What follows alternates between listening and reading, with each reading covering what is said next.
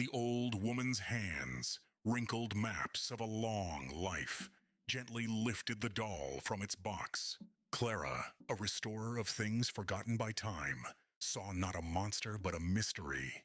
Its patchwork dress, a quilt of disparate fabrics, seemed to whisper tales of its journey. There was a flicker of something ancient in its glass eyes, a sorrow that went beyond its chipped porcelain smile. Most would have felt a chill, a primal urge to cast it away.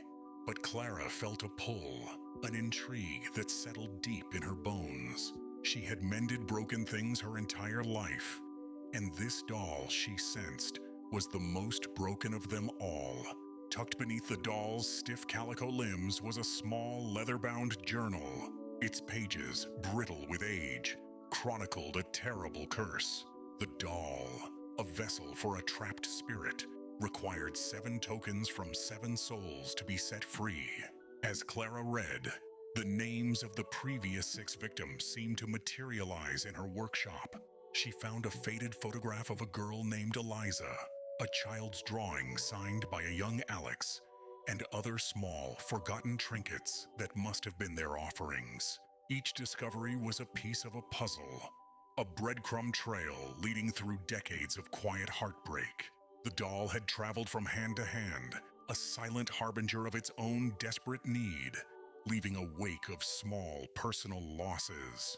With the weight of 6 souls resting on her shoulders, Clara knew she was the 7th, the final piece. She walked to her workbench where the doll sat, one porcelain hand upturned as if in quiet supplication. There was no fear in her heart, only a profound sense of purpose. She had spent her life giving new life to the old and broken. This would be her final greatest restoration. Reaching for the silver thimble she had worn since she was a girl, a token of her craft, her life, her very soul, she calmly approached the silent figure. With a steady hand, she placed the thimble into the doll's waiting palm. The moment the silver touched the porcelain, a soft light enveloped the doll.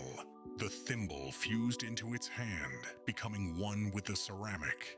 A web of cracks spread across its body, not with a shatter, but with a gentle sigh.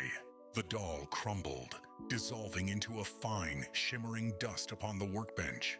From the dust, the translucent form of a young girl rose, her face no longer etched with the doll's sorrow, but illuminated by a serene smile. She